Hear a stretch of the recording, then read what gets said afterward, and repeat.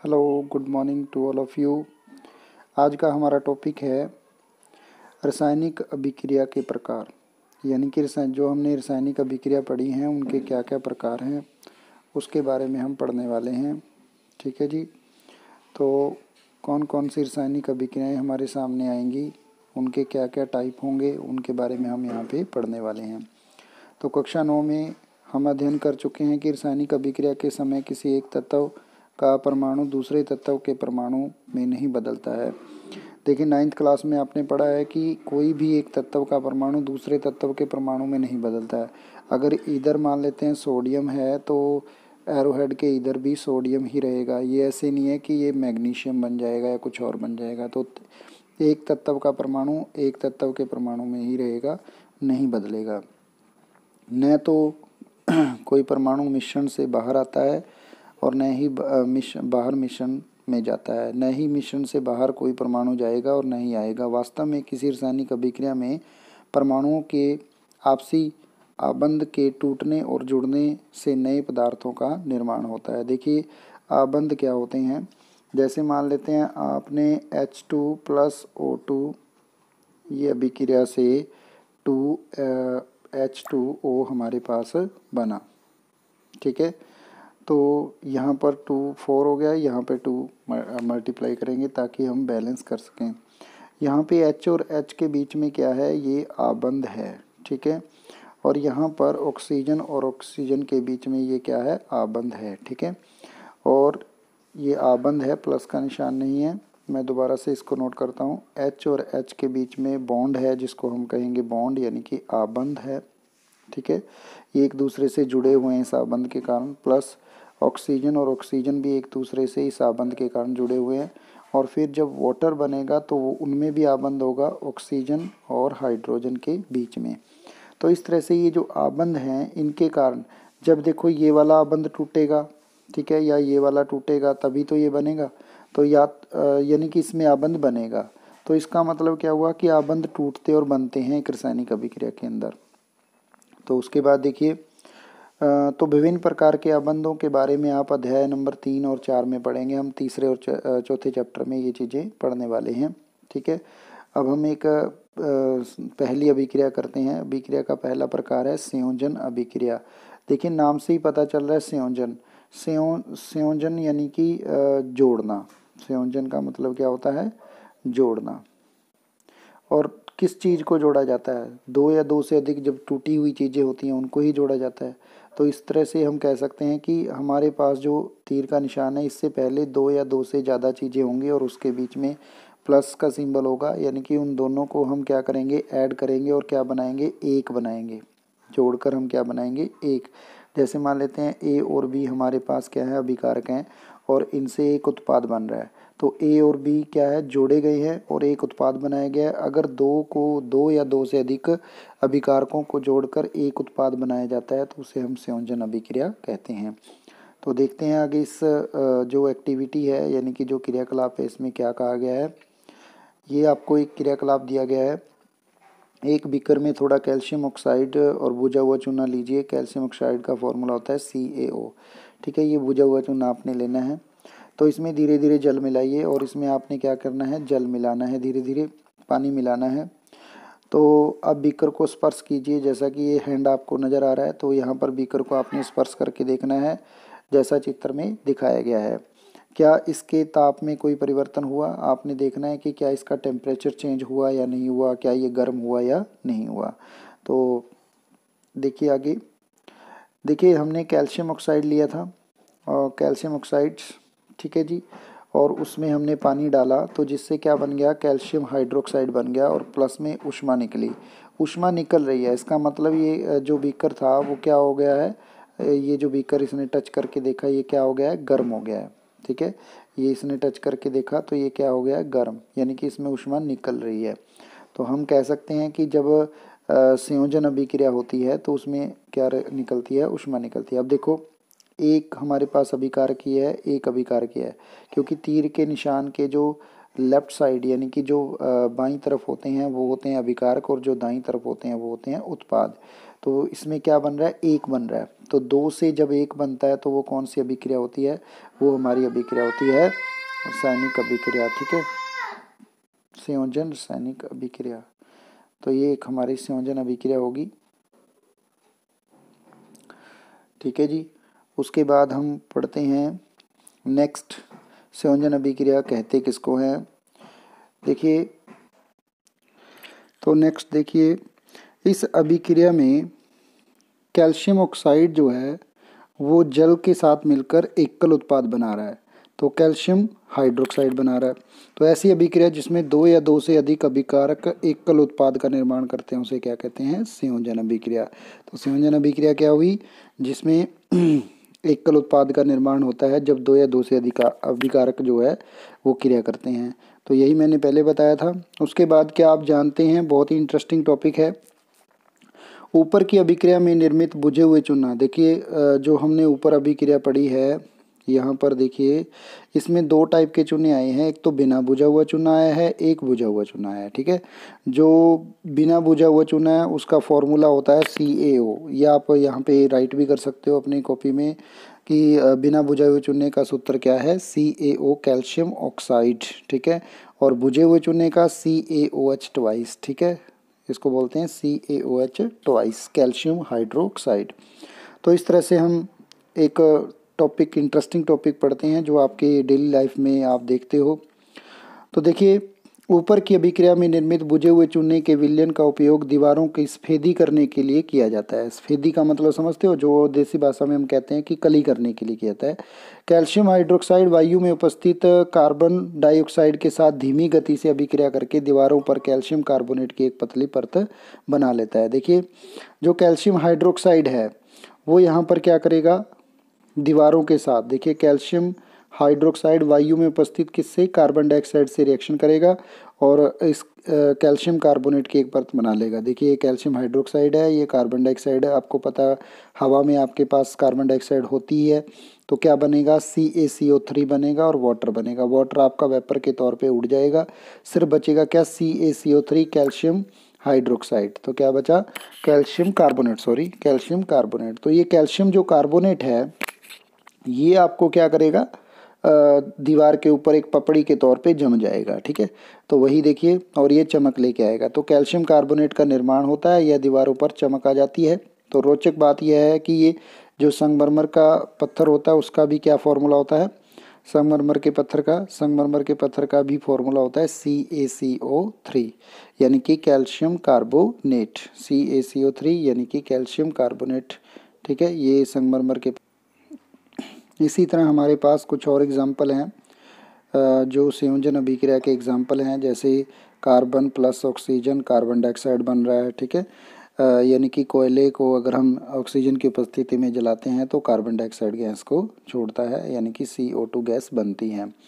उसके बाद हमारे पास आता है कि एक और एग्जांपल है, जैसे मैंने अभी थोड़ी देर पहले ये बताया था कि हाइड्रोजन और जो ऑक्सीजन है जब मिलते हैं तो वाटर बनता है। तो इस तरह के कुछ एग्जांपल हैं जो संयोजन अभिक्रिया में है। तो सरल शब्दों में हम क्या कह सकते हैं, संयोजन अभिक्रिया क्या होती है, जब 2 या 2 से अधिक पदार्थ जो है संयोग करके एकल उत्पाद बनाते हैं उस अभिक्रिया को हम संयोजन अभिक्रिया कहते हैं। हमने यह भी देखा कि अधिक मात्रा में ऊष्मा उत्पन्न होती है, तो यहाँ से हमें ये भी पता लगा कि ऊष्मा भी निकल रही है। ठीक है ना, तो इससे अभिक्रिया का मिश्रण क्या हो जाता है, गर्म हो जाता है। जिन अभिक्रियाओं में उत्पाद के साथ, यहाँ पर एक और डेफिनेशन बनती है कि जिन अभिक्रियाओं में उत्पाद के निर्माण के साथ साथ क्या बनती है, ऊष्मा भी निकलती है या ऊष्मा भी उत्पन्न होती है, उसे ऊष्माक्षेपी अभिक्रिया कहते हैं।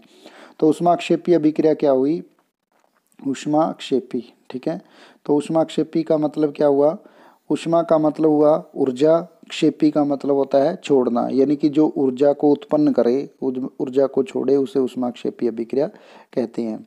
तो नेक्स्ट हमारे पास आती है कुछ ऐसे एग्जाम्पल हैं, जैसे प्राकृतिक गैस का एग्जाम्पल है। देखो, ये मीथेन आपको नज़र आ रही है। ठीक है ना, तो मीथेन गैस जो है वो CH4 होती है। मीथेन गैस का फॉर्मूला क्या होता है, CH4।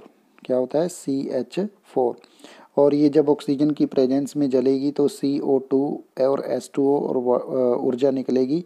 CO2 आपको पता है गैस है, निकल जाएगी, वेपर बन जाएंगे। वाटर भी एक गैस के तौर पे यानी कि वेपर फॉर्म में मिलेगा। और बचा क्या आपके पास, ऊर्जा, और वो ऊर्जा आप अपने घरों में जो है ईंधन के तौर पे यूज़ करते हो। उसके बाद नेक्स्ट है हमारे पास, क्या आप जानते हैं कि श्वसन एक ऊष्माक्षेपीय अभिक्रिया? बहुत ही इंपॉर्टेंट क्वेश्चन है, बहुत बार एग्जाम में भी आया है। जो हमारे हरियाणा बोर्ड के एग्ज़ाम होते हैं या सीबीएसई बोर्ड के एग्ज़ाम होते हैं उनमें ये क्वेश्चन बहुत बार पुट हुआ है। तो हम देखो, ऊष्माक्षेपीय अभिक्रिया वो अभिक्रिया होती हैं जिसमें ऊष्मा निकलती है, तो इसका मतलब हमारी बॉडी में ऊष्मा पैदा होगी और वो निकलेगी, ठीक है। जब हम सांस के द्वारा ऊष्मा बाहर छोड़ेंगे, श्वसन के दौरान जब हम ऊष्मा बाहर छोड़ेंगे तो इसका मतलब हमारे अंदर ऊष्मा पैदा हुई है और वो निकल रही है, और जब ऊष्मा निकलती है तो वो ऊष्माक्षेपीय अभिक्रिया होती है। यही हमने बताना है कि हमारे अंदर ऊष्मा कहाँ से आई। तो आप सभी को पता ही है कि ऊष्मा कहाँ से आती है, भोजन से। तो जब हम भोजन खाते हैं, किसके लिए खाते हैं हम, जिंदा रहने के लिए। तो ये देखिए कि आप सभी जानते हैं कि जीवित रहने के लिए हमें ऊर्जा की आवश्यकता होती है। यह ऊर्जा हमें भोजन से प्राप्त होती है, और पाचन क्रिया के समय खाद्य पदार्थ छोटे छोटे टुकड़ों में टूट जाते हैं। ये आप छोटी क्लासेज में पाचन तंत्र के बारे में पढ़ा होगा कि जो हम भोजन खाते हैं वो पहले छोटे छोटे टुकड़ों में टूटता है। जैसे आपने चावल खाया, आलू खाया, ब्रेड खाया, उसमें क्या होता है, कार्बोहाइड्रेट्स, और ये कार्बोहाइड्रेट्स किस में चेंज हो जाता है, किस में बदल जाता है, ग्लूकोज में। टूटने के बाद ये छोटे छोटे पार्टों में ग्लूकोज में बदल जाता है, और फिर ग्लूकोज जो होता है, ठीक है, वो हमारी सभी कोशिकाओं में, आपको पता है जब हमने सांस लिया तो हमारे अंदर क्या चलेगी, ऑक्सीजन। तो ग्लूकोज जब जो होता है, ग्लूकोज का ये फॉर्मूला होता है C6H12O6। जब ग्लूकोज जो है ऑक्सीजन के साथ मिलेगा तो क्या बनेगा, CO2 यानी कि कार्बन डाइऑक्साइड, वाटर, पानी और ऊर्जा बनेगा। आपको पता है कार्बन डाइऑक्साइड तो हम सांस के द्वारा बाहर निकाल देते हैं, तो बचा क्या, पानी। पानी हम पसीने से निकाल देते हैं या हम पेशाब से पानी को बाहर निकाल देते हैं बॉडी से, तो बचा क्या, ऊर्जा। तो वो ऊर्जा जो होती है वो हमारी पूरी बॉडी की जो एक्टिविटीज़ हैं, जो हमारी पूरी बॉडी की क्रियाएं हैं, जो हम चलना फिरना बोलना, जो भी हम ऊर्जा खर्च करते हैं वो ऊर्जा हमारी यहीं से हमें, भोजन से हमें प्राप्त होती है। तो उसके बाद नेक्स्ट एग्जांपल है इसका, शौक सब्जियां, जैसे साग सब्जियां, वनस्पति द्रव, जैसे आप छिलके लेके जैसे आपने सब्जी काटी, उसके छिलके या सब्जियां जो खराब हो जाती हैं वो आप क्या हो जाती हैं, आप मिट्टी में दबा देते हो तो वो कंपोस्ट खाद में तैयार हो जाती हैं, तो वो भी, उससे भी क्या निकलती है, ऊष्मा निकलती है, तो वो भी एक ऊष्माक्षेपीय अभिक्रिया है। तो क्रियाकलाप 1.1 में दी गई अभिक्रिया के प्रकार को पहचानिए और जिसमें एकल उत्पाद के निर्माण के साथ साथ ऊष्मा भी उत्पन्न होती है। तो कहने का मतलब है कि संयोजन अभिक्रिया वो अभिक्रियाएं होती हैं जिनमें ऊष्मा के साथ साथ क्या निकलती है, जिसमें दो या दो से अधिक अभिकारक मिलकर एक नया उत्पाद बनाते हैं। तो अगर ऊष्माक्षेपीय अभिक्रिया की बात करें तो ऊष्माक्षेपीय अभिक्रिया वो अभिक्रियाएं होती हैं जो संयोजन अभिक्रियाएं होती हैं, वो ऊष्माक्षेपीय अभिक्रियाएं भी होती हैं। अगर आपसे कोई क्वेश्चन में कोई अभिक्रिया दे रखी है, उसमें संयोजन अभिक्रिया, आपको पता है ये संयोजन अभिक्रिया है, और साथ में आपको संयोजन तथा ऊष्माक्षेपी दे रखा है, तो आप संयोजन तथा ऊष्माक्षेपी अभिक्रिया को ही नोट करोगे, क्योंकि संयोजन अभिक्रियाएं ऊष्माक्षेपी अभिक्रियाएं भी होती हैं। अब हमारे पास सेकंड आता है वियोजन अभिक्रिया। देखिए संयोजन अभिक्रिया का बिल्कुल विपरीत पार्ट है वियोजन अभिक्रिया। वियोजन का मतलब होता है, या अपघटन का मतलब होता है टूटना। वियोजन का मतलब क्या होता है, टूटना। अब टूटेगी कब चीज, जब एक होगी तो उसी के भाग दो या दो से ज्यादा होंगे। एक चीज के हम दो या दो से ज्यादा भाग करेंगे, यानी कि बिल्कुल अपोजिट उसका, बिल्कुल उल्टा। वो उसमें क्या था, हम दो या दो से अधिक अभिकारकों से एक उत्पाद बना रहे थे, इसमें एक अभिकारक से दो या दो से अधिक उत्पाद बनेंगे, बिल्कुल अपोजिट है। तो देखिए एक्टिविटी हम पढ़ते हैं। ये हमारे पास एक एक्टिविटी दे रखी है, ये गर्ल्स है, ठीक है, एक्टिविटी कर रही है। तो ये हमारे पास एक कंथनाक नली जिसको टेस्ट ट्यूब कहते हैं वो है, और इसमें जो इसने क्या डाल रखा है, फेरस सल्फेट का सोल्यूशन डाल रखा है, ठीक है, फेरस सल्फेट के क्रिस्टल डाल रखे हैं, सोल्यूशन नहीं क्रिस्टल डाल रखे हैं, और उसको गर्म कर रही है।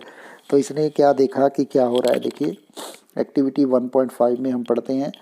एक शुष्क कंथन नली में 2 ग्राम फेरस सल्फेट के क्रिस्टल लीजिए। इसमें फेरस सल्फेट के क्रिस्टल, जैसे मैंने पहले बताया था, फेरस सल्फेट के क्रिस्टल के फेरस सल्फेट का जो क्रिस्टल है उसके रंग को ध्यान से देखिए।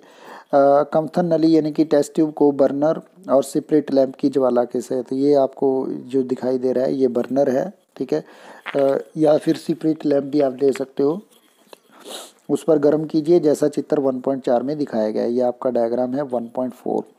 तो गर्म करने के पश्चात क्रिस्टल के रंग को देखिए, आपने देखना है कि उसके रंग में कोई परिवर्तन हुआ या नहीं हुआ, ठीक है। तो उन चीज़ों को आपने देखना है।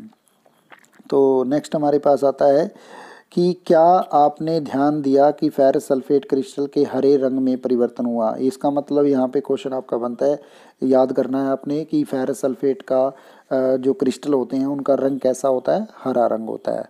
फिर आपने जब उसको गर्म किया तो उसका रंग कैसा हुआ, तो जब आपने इसको गर्म किया तो उसके रंग में परिवर्तन हुआ, ठीक है। तो आप सूंघ सकते हैं। तो फेरस सल्फेट FeSO4 था हमारे पास, ठीक है।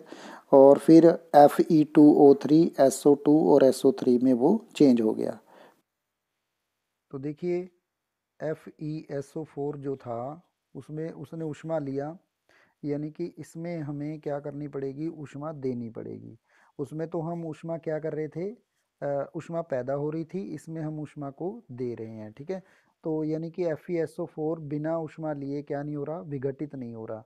तो जब ये ऊष्मा लेगा तब ये तीन कंपाउंड बनाएगा। देखो एक से हमारे पास कितने बन गए, तीन, तीन भाग बन गए। तो इसका मतलब ये क्या हुआ है, विघटित हुआ है, ठीक है। जब एक किसी एक अभिकारक से दो या दो से ज़्यादा क्या बने, उत्पाद बने, उसे हम क्या कहते हैं, विघटन या वियोजन अभिक्रिया के नाम से जानते हैं। और दूसरी बात, इसमें ऊष्मा ग्रहण की जाती है, इसमें ऊष्मा को लिया गया है न कि छोड़ा गया है। तो आप देख सकते हैं कि इस अभिक्रिया में एकल अभिकारक टूटकर छोटे छोटे उत्पाद बना रहा है, इसे वियोजन अभिक्रिया कहते हैं, जैसा मैंने अभी बताया। गर्म करने पर फेरस सल्फेट जो है FeSO4 7H2O मीन्स इसमें वाटर है, और का क्रिस्टल जल त्याग देता है, यानी कि इसमें जल, जब इसको गर्म करेंगे तो इसमें से जल निकल जाएगा, वाटर निकल जाएगा। तो क्रिस्टल का रंग बदल जाएगा। पहले वाटर के कारण क्रिस्टल का रंग क्या था, इसका ग्रीन था। अब वाटर निकल गया तो ग्रीन से क्या बन जाएगा, कुछ और कलर, यानी कि कलर फेड हो जाएगा जिसको कह सकते हैं, या फिर कलर डिसअपियर हो जाएगा, कलर नहीं रहेगा। तो फेरिस ऑक्साइड SO2 और SO3 हमारे पास वियोजन अभिक्रिया बन जाएगी।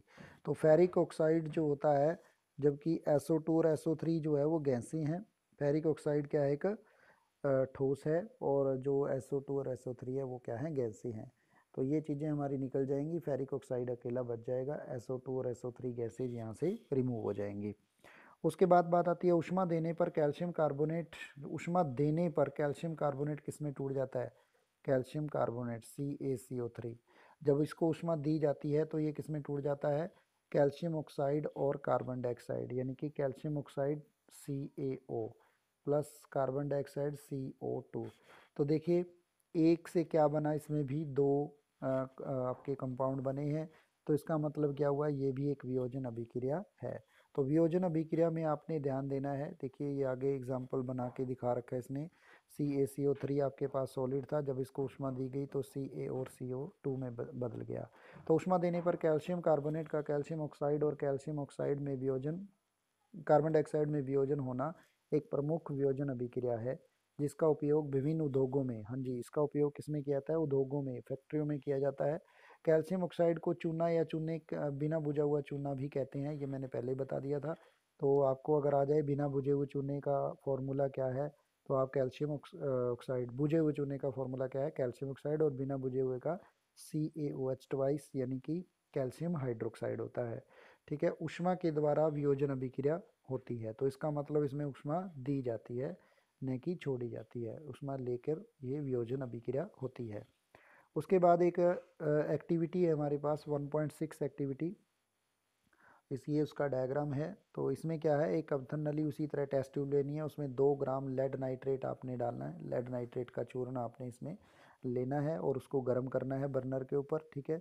तो आप क्या देखते हो कि क्या हो रहा है, देखिए आप देखेंगे कि भूरे रंग का धुआं उत्सर्जित हो रहा है। देखिए आप डायग्राम में आपको नज़र आ रहा है ये वाला, ये भूरे रंग का धुआं आपको निकलता हुआ नज़र आ रहा है, ठीक है।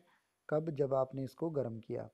तो भूरे रंग का धुआं यह नाइट्रोजन डाइऑक्साइड गैस होती है, यानी कि यहाँ से आपको याद रह जाएगा कि नाइट्रोजन डाइऑक्साइड की गैस का कलर क्या होता है, NO2 का, यानी कि भूरा कलर होता है। तो यह अभिक्रिया इस प्रकार होती है, PbNO3 ट्वाइस, तो क्या बन गया, PbO NO2 और O2। ये देखो एक से क्या बन रहे हैं, एक दो तीन, तीन कंपाउंड बन रहे हैं, तो ये भी क्या है, एक वियोजन अभिक्रिया का उदाहरण है। तो इस तरह से हम वियोजन अभिक्रिया के बहुत सारे एग्जाम्पल्स ले लेते हैं। तो इसके बाद हमारे पास देखिए वियोजन अभिक्रिया के बारे में, एक प्लास्टिक का मग लीजिए, इसकी तली में 2 छिद्र करके उस पर रबड़ डाल दीजिए। जैसे ये प्लास्टिक का मग आपको नज़र आ रहा है, ठीक है, ये इसके तल है, इसके अंदर छिद्र करके 2 क्या डालने अपने प्लास्टिक के कॉर्क डाल देने हैं। डॉट डाल दे, डॉट लगाकर रबड़ का डॉट लगा दीजिए। इन छिद्रों में कार्बन इलेक्ट्रोड डाल दीजिए। ये डॉट इसलिए लगाए हैं ताकि जो भी वाटर वगैरह है वो बाहर ना निकले, कोई भी चीज़ इसमें से बाहर ना निकले। ये जो आपके रबड़ के डॉट हैं ये इसको रोक लेंगे। इन इलेक्ट्रोडों को 6 वोल्ट की बैटरी के, देखिए ये 2 इलेक्ट्रोड्स की तरह से हमने इसको काम करवाया है। ये देखो ये एक इलेक्ट्रोड है, एक ये इलेक्ट्रोड है जो टेस्ट ट्यूब में डाला गया और उल्टा करके इसको रखा गया टेस्ट ट्यूब को। मग में इतना जल डालिए कि इलेक्ट्रोड उसमें डूब जाए। मग में आपने जल डालना है जिसके कारण ये ट्यूब के अंदर जल चढ़ेगा और ये जो इलेक्ट्रोड है इसके अंदर डूब जाती हैं। तो जल में तनु हाइड्रोक्लोरिक अम्ल, सल्फ्यूरिक अम्ल H2SO4 जिसका फॉर्मूला होता है वो हमने मग में डाल देना है, ठीक है। तो जल में भरी 2 आंशिक परखनलियों को जो दोनों इलेक्ट्रोड हैं उनके ऊपर उल्टा करके रख दीजिए। ये परखनली को आपने उसमें उल्टा करके रखना है, ठीक है। तो उसके बाद देखिए जल में 2 भरी आंशिक परखनलियों को दोनों कार्बन इलेक्ट्रोडों के ऊपर उल्टा करके रखिए। अब विद्युत धारा प्रभावित करने इस उपकरण को थोड़ी देर के लिए छोड़ दीजिए, यानी कि इसमें से इलेक्ट्रिक करंट पास करवा दीजिए। ये बैटरी से जोड़ रखा है, देखिए ये आपको बैटरी नज़र आ रही है और ये इलेक्ट्रोडों को बैटरी से जोड़ रखा है और इसमें से धारा प्रभावित करनी है, आपने स्विच ऑन करना है। तो अब विद्युत धारा प्रभावित करने करके इस उपकरण को थोड़ी देर के लिए छोड़ दीजिए। दोनों इलेक्ट्रोडों पर आप बुलबुले बनते हुए देखेंगे। देखिए आप यहाँ पर दोनों इलेक्ट्रोडों पर बुलबुले बन रहे हैं, देखिए परखनली के अंदर थोड़े बबल्स आपको नज़र आ रहे हैं। उसके बाद देखिए क्या दोनों परखनलियों में एकत्रित गैस का आयतन समान है, क्या दोनों में जो गैस है वो बराबर मात्रा में है। देखिए ये दोनों में गैस बराबर मात्रा में है या नहीं है। देखिए पहले वाले में देखिए ये परखनली में और इस परखनली में देखिए क्या ये गैस बराबर मात्रा में है या नहीं है। एक जलती हुई मोमबत्ती दोनों परखनलियों के मुंह के ऊपर लाकर इन गैसों को जांच कीजिए। अब जलती हुई मोमबत्ती को क्यों लेके आया गया है, क्योंकि हम गैस का पता कर रहे हैं, ठीक है। हमने किसका पता करना है, गैस का। और गैस जो है अगर देखो जो गैस होती है उसका पता, 2 गैसों का पता हम लगा सकते हैं, एक हाइड्रोजन गैस एक ऑक्सीजन गैस ज़्यादातर, और एक कार्बन डाइऑक्साइड गैस भी पता लगा सकते हैं। देखिए कैसे पता लगता है, अगर आपके पास कार्बन डाइऑक्साइड गैस है तो जलती हुई जो मोमबत्ती है वो क्या हो जाएगी, बुझ जाएगी। क्या हो जाएगी, बुझ जाएगी। जलती हुई मोमबत्ती बुझ जाएगी अगर आपके पास कार्बन डाइऑक्साइड गैस है। और अगर आपके पास ऑक्सीजन गैस है तो जो मोमबत्ती है वो जलती रहेगी, ठीक है।